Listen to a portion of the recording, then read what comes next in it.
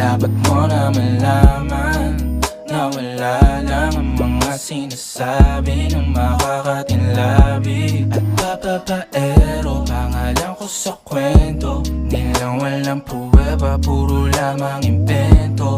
O papapaero, papapaero, papapaero daw ako. Di naman totoo, yeah.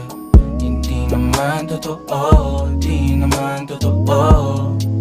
Bago ka maniwala dyan so walang alam, siguraduhin mo muna di yung puro bintang ka na lang sasamaan pa ng ugali sabay tapik sa aking kamay.